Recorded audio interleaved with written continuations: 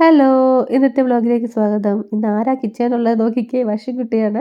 അപ്പോൾ രാവിലെ തന്നെ അടുക്കളയിൽ കയറിയിട്ടുണ്ട്. ഞാൻ പറഞ്ഞിട്ട് കയറിയതൊന്നുമല്ല. തന്നെത്താനെ പറഞ്ഞു അമ്മയ്ക്കും അച്ഛനും വിവാനും ഒക്കെ ഞാൻ തന്നെ ഇന്ന് ഉണ്ടാക്കി തരാം. അതും ബ്രെഡ് ടോസ്റ്റ്. ഇത് അവക്കാഡോ ടോസ്റ്റാണ് ഉണ്ടാക്കുന്നത് കേട്ടോ. ശരി, ഞാനും വിചാരിച്ചു ആയിക്കോട്ടെ. ഞാൻ ഹെൽപ്പ് ചെയ്യാമെന്നൊക്കെ പറഞ്ഞു. ഇതൊക്കെ തിരിച്ചു മറിച്ചൊക്കെ ഇട്ട് തരാമെന്നൊക്കെ പറഞ്ഞു. ഒന്നും വേണ്ട, അമ്മ അവിടെ പോയി ഇരുന്നോളാൻ പറഞ്ഞു. അത് കേട്ട മതി കേൾക്കാത്ത മതി നേരെ ഹാളിലേക്ക് വന്നു. ഇവിടെ ആണെങ്കിൽ ബ്ലൈൻഡ്സ് ഒന്നും ഓപ്പൺ ചെയ്തിട്ടൊന്നും ഉണ്ടായിരുന്നില്ല. അതൊക്കെ ഞാനൊന്ന് ഓപ്പൺ ചെയ്തൊക്കെ ഇട്ടു. അങ്ങനെ ഇന്ന് അങ്ങനെ കുറച്ച് റിലാക്സ് ആയിട്ടുള്ളൊരു ഡേ ആണ് കേട്ടോ. അതുകൊണ്ട് ഇന്ന് രാവിലെ ബ്രേക്ക്ഫാസ്റ്റിൻ്റെ കാര്യത്തിൽ ടെൻഷനില്ല. Thank you. വാവ്, അടിപൊളി.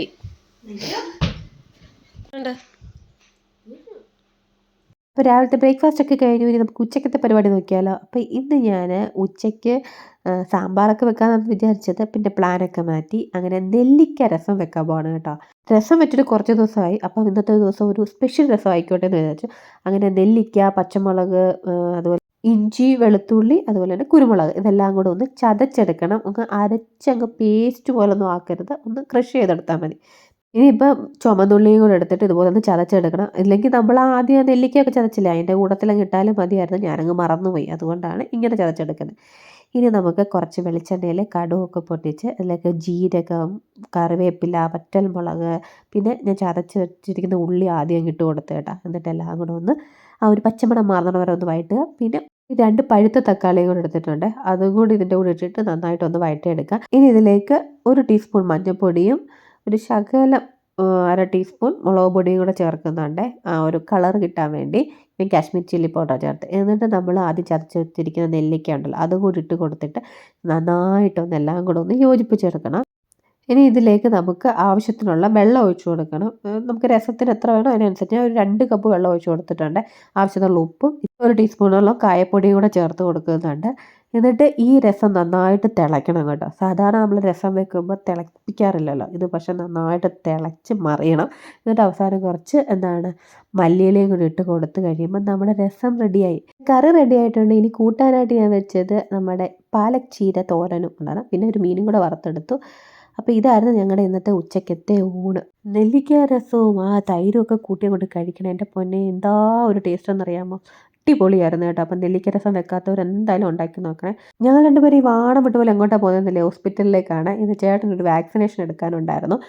ഈ ഹോസ്പിറ്റൽ കണ്ടുപിടിക്കാൻ കുറച്ച് ടൈം എടുത്തു കേട്ടോ. അത് മാപ്പ് ഏതൊക്കെയോ ഒരു വഴിയിലൂടെ കൊണ്ട് കാണിച്ച് അവിടെ നിർത്തി. പിന്നെ അവിടെ കുറച്ച് നേരം അങ്ങോട്ടും ഇങ്ങോട്ടും തേടി നടന്നു. എന്തായാലും അപ്പോയിൻമെൻറ്റിന് ഇനി 1-2 മിനിറ്റും കൂടെ ഉണ്ട്. കറക്റ്റ് ടൈമിന് ഞങ്ങൾ അകത്ത് കയറി. ഇവിടെ പിന്നെ ഹോസ്പിറ്റലിലൊക്കെ നല്ല ശാന്തമാണ് കേട്ടോ. നമ്മുടെ അവിടേക്ക് എന്താ ഒരു തിരക്കും ക്യൂവും ബഹളവും ഒക്കെ. ഇവിടെ അങ്ങോട്ട് നേരെ ചെന്നു, റിസപ്ഷനിൽ കാര്യം പറഞ്ഞു, നേരെ പോയി വാക്സിനേഷൻ എടുത്തു. അവർ പറഞ്ഞു ഒരു 10 മിനിറ്റ് ഇരുന്നിട്ട് പോയാൽ മതിയെന്ന്. അതുകൊണ്ട് ഞങ്ങൾ 10 മിനിറ്റ് ഇരുന്നിട്ടാണ് വന്നത്. ഇവിടെ എല്ലാം വളരെ ചടപടേന്നായിരുന്നു കേട്ടോ. പോയെന്ന് പറഞ്ഞില്ല, വന്നെന്ന് പറഞ്ഞില്ല. നമുക്ക് ശരിക്കും പറഞ്ഞാൽ കാറ് കൊണ്ട് ഹോസ്പിറ്റലിൽ അവിടെ തന്നെ ഇടാമായിരുന്നു. ഞങ്ങൾ എവിടെയോ ദൂരെയാണ് ഇട്ടത്. പിന്നെ നമ്മൾ അങ്ങോട്ട് പോയി കാറൊക്കെ എടുത്തിട്ട് തിരിച്ച് വീട്ടിലേക്ക് പോവുകയാണ്. ഈ ഒരു വഴിയിലൊന്നും നമ്മൾ വന്നിട്ടേ ഇല്ല കേട്ടോ. ആദ്യമായിട്ടാണ് ഈ ഏരിയയിലൊക്കെ വരുന്നത്. കുറേ സ്ഥലങ്ങൾ കാണാനുണ്ട് ഇനിയും.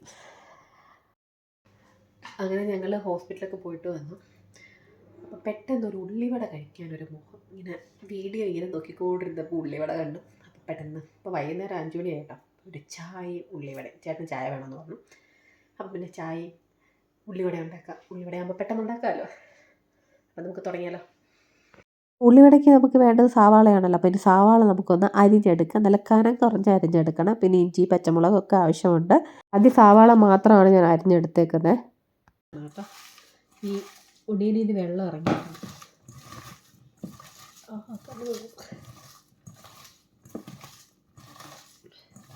നമ്മളൊരു തട്ടുകട സ്റ്റൈലാണ് ഉണ്ടാക്കുന്നത് കേട്ടോ.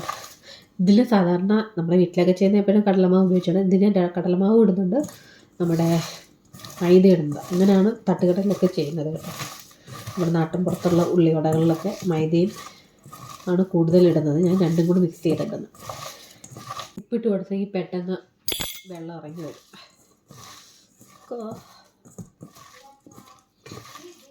പെട്ടെന്നൊരു കൊതി. ഇതപ്പോൾ അധികം പണിയൊന്നുമില്ലല്ലോ. ഇത് കുറച്ച് നേരത്തേക്ക് മാറ്റി വെക്കാം. അപ്പോഴത്തേക്ക് ഇഞ്ചിയും പച്ചമുളകും കറിവേപ്പിലയൊക്കെ ഒന്ന് അരിഞ്ഞെടുക്കാം. ചെറുതായിട്ട് കൊത്തി അരിഞ്ഞിട്ടുള്ള ഇഞ്ചി, പിന്നെ പച്ചമുളക്, പിന്നെ വേണ്ടത് നമ്മുടെ കറിവേപ്പിലയാണ്. ഇനി ഇതിലേക്ക് കാശ്മീരി ചില്ലി പൗഡറാണ് ഇട്ട് കൊടുക്കുന്നത് കേട്ടോ. കാശ്മീരി ചില്ലി പൗഡർ ആകുമ്പോൾ നല്ലൊരു കളറൊക്കെ കിട്ടും നമ്മുടെ ഉള്ളിവടയ്ക്ക്. ഇനി ഇതിലേക്ക് ഒരു 3 ടേബിൾ സ്പൂൺ കടലമാവും, പിന്നെ ഒരു 3 ടേബിൾ സ്പൂൺ മൈദപ്പൊടിയും കൂടാണ് ചേർക്കുന്നത്. പിന്നെ ആവശ്യത്തിനുള്ള ഉപ്പ്. ഇതിൽ നിന്ന് തന്നെ വെള്ളം ഇറങ്ങും കേട്ടോ, സവാളയിലുള്ള. അതുകൊണ്ട് വെള്ളമൊന്നും ചേർക്കേണ്ട, നന്നായിട്ട് അങ്ങ് ഞെവിടി ഇതങ്ങ് യോജിപ്പിച്ചാൽ മതി, ഈ മൈദപ്പൊടിയും കടലമാവും കൂടെ. ആവശ്യത്തിനുള്ള ഉപ്പും കൂടെ ചെക്ക് ചെയ്ത് നോക്കണേ. അപ്പോൾ ഇനി കൈ കഴുകിയിട്ട് നമുക്ക് എണ്ണ ചൂടായി വെക്കാം. അപ്പോൾ ഇനി നമുക്ക് ഉള്ളിവട ഉണ്ടാക്കിയെടുക്കാം. ഞാൻ ഇതുപോലെ ഒന്ന് റൗണ്ട് ചെയ്തിട്ട് ഒരു ഹോൾ ഇട്ട് കൊടുക്കുന്നുണ്ട്, നമ്മുടെ ഉഴുന്നുവടയുടെ ഒരു ഹോള് പോലെ. ഹോളിട്ടില്ലെങ്കിലും കുഴപ്പമൊന്നുമില്ല കേട്ടോ. അങ്ങനെ നല്ല ചൂടെണ്ണയിലേക്ക് ഇട്ട് കൊടുത്ത് ഒരു മീഡിയം ഫ്ലെയിമിൽ വേണം ഇതൊന്ന് പൊരിച്ചെടുക്കാൻ കേട്ടോ. ഇല്ലാന്നുണ്ടെങ്കിൽ പുറം മാത്രം കരിയും, അകത്ത മാവൊന്നും കറക്റ്റാக വെന്ത് വരത്തില്ല കേട്ടോ. അങ്ങനെ ഉള്ളിവട ഒരു സെറ്റ് ഞാൻ റെഡിയാക്കി ഏട്ടനെ കൊണ്ടുപോയി കൊടുത്തു. നല്ല ഇഷ്ടപ്പെട്ടു, നല്ല ടേസ്റ്റ് ഉണ്ടാന്ന് പറഞ്ഞു കേട്ടോ.